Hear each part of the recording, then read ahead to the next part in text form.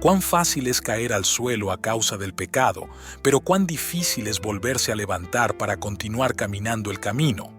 Estoy seguro de que todos lo hemos experimentado de una manera u otra, en un grado u otro. El pecado siempre está enfrente de nosotros, siempre está pronto a causar estragos, siempre listo para enfriar nuestros corazones, siempre decidido a apartarnos del Salvador, y siempre dispuesto para robarnos el gozo y para matarnos, de ser posible. No es necesario que usted salga en busca del pecado, solo requiere que lo busque en su corazón. Si es honesto consigo mismo, no tardará mucho en hallarla siempre lista a germinar semilla de la concupiscencia.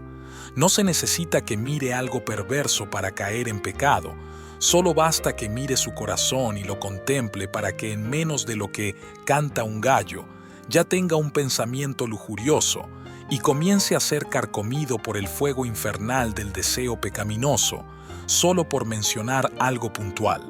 Cuán fácil es entonces caer en el pecado, pero cuán difícil en ocasiones es escapar de sus garras, liberarnos de sus redes o salir del pozo oscuro al que nos arroja sin piedad. Si bien es cierto lo que dice la Escritura en Santiago 1:14, sino que cada uno es tentado cuando de su propia concupiscencia es atraído y seducido, sería muy útil para nosotros pensar en términos del pecado como un enemigo interno al que debemos mortificar, pero también como un enemigo externo del que debemos huir. Como dice un respetado pastor y predicador, el pecado es un enemigo que siempre se levanta de entre nosotros y que siempre está listo para presentarse delante de nosotros. Sí, en última instancia, el pecado nace cuando la concupiscencia lo concibe, pero cuán bien le haríamos a nuestras almas si evitamos toda ocasión, si mortificamos los deseos internos y si nos apartamos de toda tentación externa.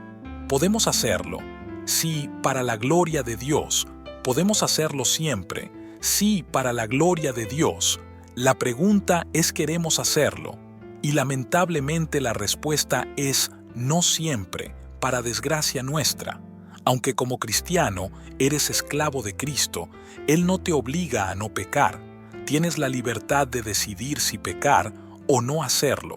Solo que si lo haces juegas con la posibilidad de esclavizarte del pecado, y eso potencialmente te pondría en una situación extraña que pone en duda la validez de tu profesión de fe, pues nadie puede servir a dos señores a la vez, a Cristo y al pecado. Por tanto, una pregunta que te ayudará cada vez que estés a punto de caer en el pecado es esta: ¿soy de verdad un cristiano, una persona verdaderamente nacida de nuevo por voluntad de Dios? La respuesta es tanto sencilla como teológicamente acertada. Si tu respuesta es sí, soy un cristiano, entonces debes recordar que el Señor te ha capacitado para negarte al pecado y te ha concedido el poder y las facultades espirituales para rechazarlo, aborrecerlo y mortificarlo.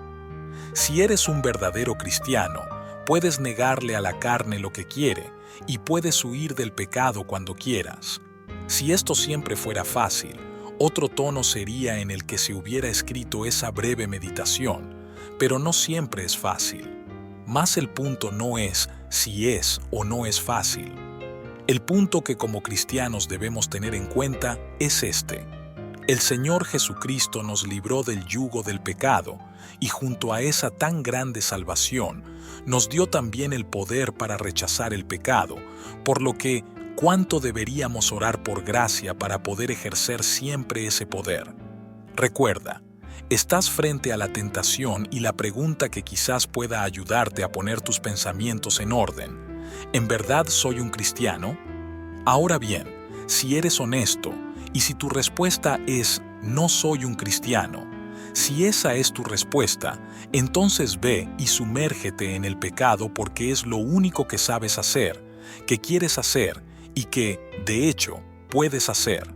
Como persona no cristiana, no tienes poder para batallar, no tienes el deseo para hacerlo, y últimamente lo único que quieres es transgredir la ley de Dios. Así que ve y hazlo. Si eso es lo que quieres, Ve y entrégate en las manos de quien te va a destrozar, párate junto a la boca de quien te va a consumir y acércate al fuego infernal que te va a quemar. Pero no puedo dejarte sin antes decirte que hay una carta que salva las vidas de todos los pecadores que creen las promesas allí escritas. Esa carta es especial. Ha sido escrita por Dios. Su tinta es la sangre de Cristo y su propósito es dar vida eterna y libertad a todo el que cree. Esa carta es el Evangelio. Es una buena noticia para tu alma. De hecho, la mejor noticia para tu alma. Por tanto, si estás frente al pecado, piensa en esto. Si tus ojos no ven la salida, ese Evangelio sí te muestra la salida, la única salida del laberinto del pecado. Esa luz de esperanza para el pecador es Cristo, aquel que murió en la cruz del Calvario en lugar de quienes creen en Él. Ese bendito Cristo, siendo Dios, se hizo hombre, y siendo Rey, se hizo siervo por amor de todos los que creen que Él llevó sobre sí su pecado, la culpa inherente y la justa condenación a causa del pecado. Ese Cristo es quien liberta de la esclavitud del pecado a quienes en Él creen, y quien, sufriendo la muerte del pecador, en cambio le concede vida eterna por medio de la fe.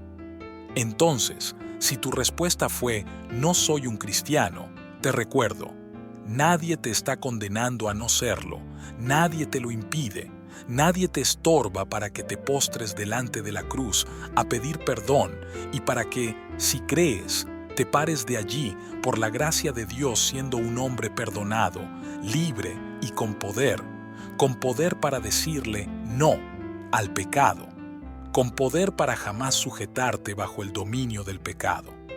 Pensar en las consecuencias del pecado es algo que pocos hacen al momento de pecar, pues la mente está tan ocupada y apresurada maquinando su ocultamiento que difícilmente puede atender a la voz de la conciencia si es que ésta ha sido regenerada.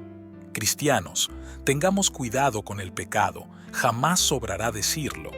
Jamás perdamos de vista la persona de nuestro Salvador, la eficacia de su obra redentora, la gloria de su resurrección y todas las bendiciones celestiales que en Él tenemos, entre las cuales está el poder para sujetar nuestros pensamientos a la mente de Cristo, poder para huir de la tentación, poder para rehusarnos a ofender a nuestro Dios, poder para batallar contra los deseos de este cuerpo de muerte, poder para mortificar el pecado y, ultimadamente, poder para vencer sobre él, para la gloria de Dios.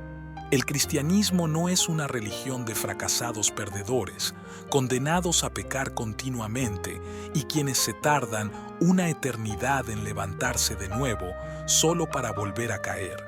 Es la verdadera religión del Dios vivo, caracterizada por pecadores empoderados por el Espíritu Santo que quieren y pueden vencer, pues en Cristo, los cristianos, somos más que vencedores.